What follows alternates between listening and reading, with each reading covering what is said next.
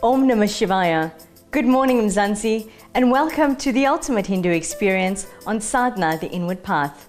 In one of our Hindu scriptures, the Upanishads, there is a famous saying, Tattvamasi, that thou art, referring to consciousness.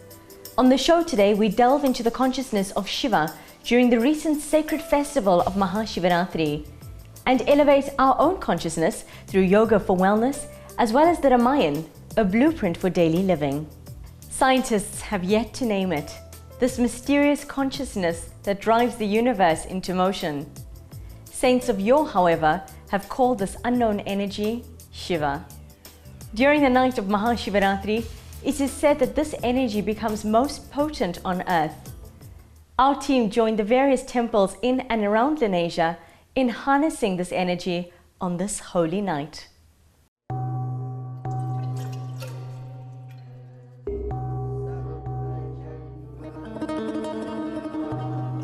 Since the beginning of time, almost every religion and culture acknowledges the omnipresent, all-pervading nature of the divine.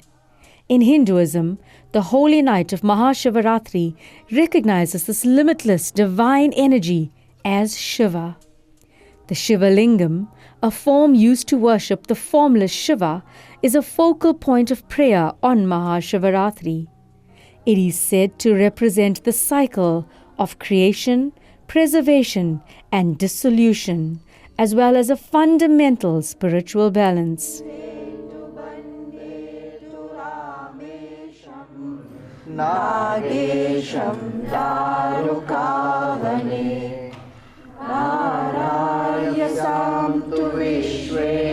See, from a scientific point of view, the constellation of the planets, the way gravity works and so on this particular night, there's an upsurge of vertical energy that actually comes from the ground moving upwards. Now, we know that sort of from the transition in the animal kingdom, the spine was actually horizontal with all the chakras at the same level. Muladhara, Swadhisthana, Manipurka, Anahata, Visu, these psychic wheels of energy that make you progress spiritually from one level to another, from the physical to the spiritual. When we actually became vertical, that's when the brain developed the most, because the chakras were no longer now at all the same level. One was at the bottom and they were going vertically upwards. So we find that at the base of the Muladhara chakra is this Kundalini Shakti that we speak about. And the Shakti needs to be sort of like propelled upwards in order to start the spiritual journey. But this Maha Shivaratri on this particular night has this great upsurge of this psychic energy together with the electromagnetic energy that comes naturally from the earth that moves upwards. So therefore, our sages believe that we should never sleep on this night.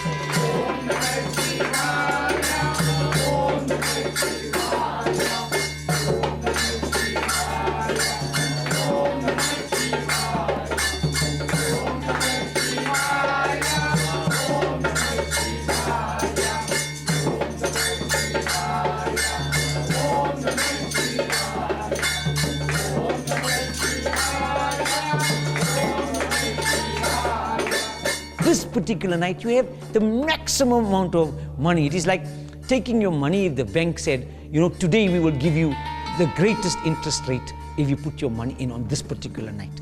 This is why Maha Shivaratri is such a great night, because the amount of benefit that we can attain on that particular night, because of the way the planets are structured and the way gravity operates, the way electromagnetic radiation works, we find that on this particular night, it is the easiest night for people to be stimulated spiritually, so that their quest to understand themselves, their relationship with nature, their relationship with this cosmic intelligence we call God, becomes much easier than any other night.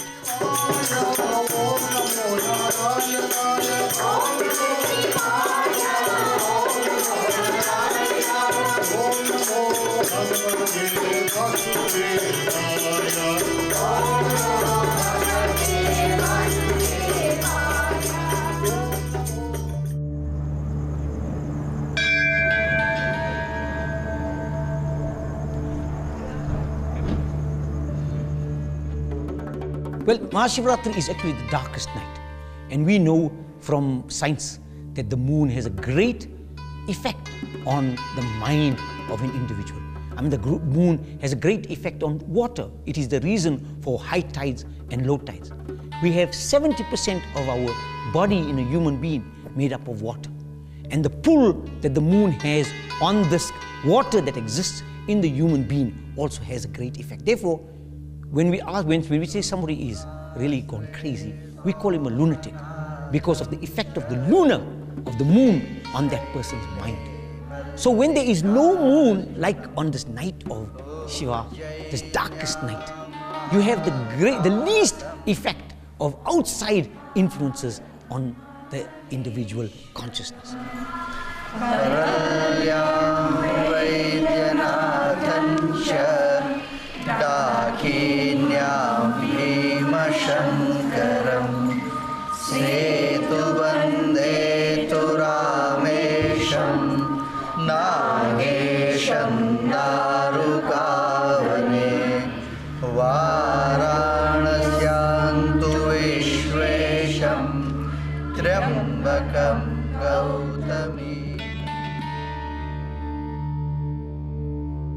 Lift in front of nose and mouth and with your right hand to offer 5 times prasad Bhagavan. Om Pranaya Swaha, Om Apanaya Swaha, Om Dhyanaya Swaha, Om Udanaya Swaha, Om Samanaya Swaha. Shivaratri is a beautiful celebration. We enter the temple in darkness when the night is becoming dark, and we leave the temple when the sun is rising.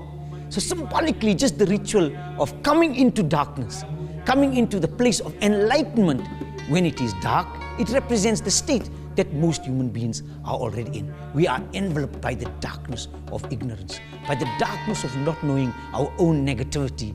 So this concept of entering the temple at the time of evening, when it's getting dark, symbolically represents the state that the human being already is in. However, this change or transformation that occurs throughout the night, and it is roughly at about 12 o'clock, where Shiva does this beautiful Tandava dance, the dance of realization.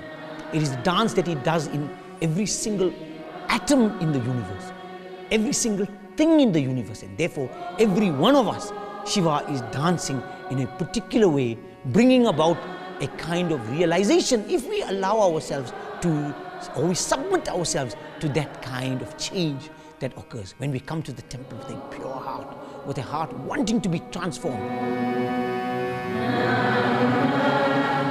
More than just a night of wakefulness, the 12-hour vigil from dusk to dawn is a night of harnessing heightened natural energies and raising the spiritual awareness within man.